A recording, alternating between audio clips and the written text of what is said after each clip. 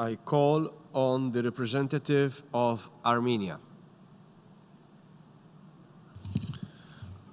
Mr. President, we have requested the floor to exercise our right to reply in regard to the remarks made by the Minister of Foreign Affairs of Azerbaijan.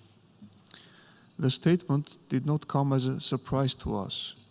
It contained the same well-known set of protracted accusations and false political and legal narratives, which serve two purposes.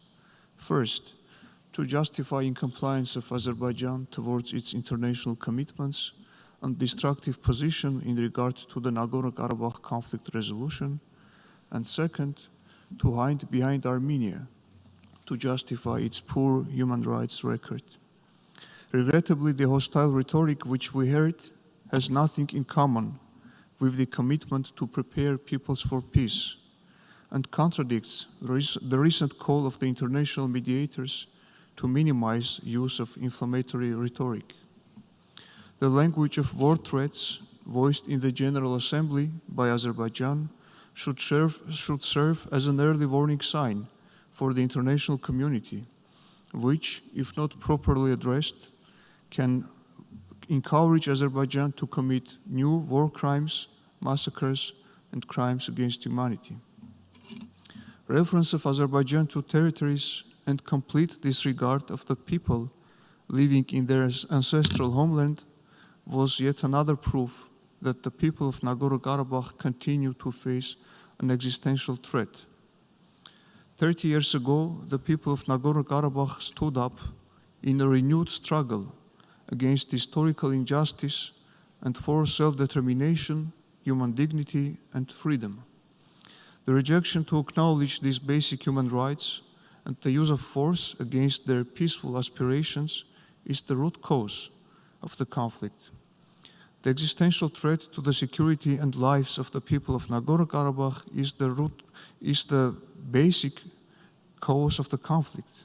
For 3 decades, the people of Nagorno-Karabakh have been resolute in building life and institutions in dignity and resisting atrocities, coercion, and aggression from Azerbaijan. The continuation of the coercive policies, the use of force by Azerbaijan further protracts the resolution of the conflict, incurring further sufferings on all peoples of the region.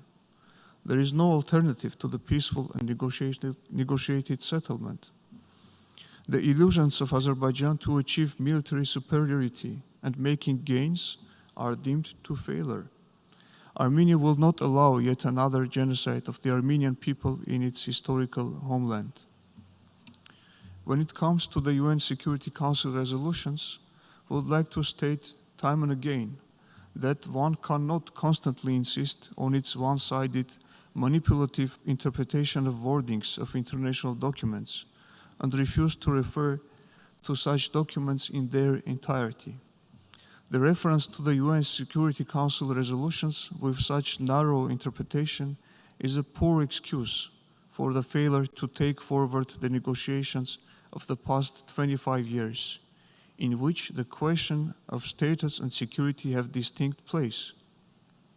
The primary objective of the resolutions was immediate cease of hostilities, which Azerbaijan failed to implement, instead continuing attempts to impose forceful solution of the conflict by total annihilation of the people of Nagorno-Karabakh. United Nations Security Council resolutions themselves did not pretend to be a basis of peace process. On the contrary, each and every resolution referred either to the Minsk process or the OSCE as a framework for peace process.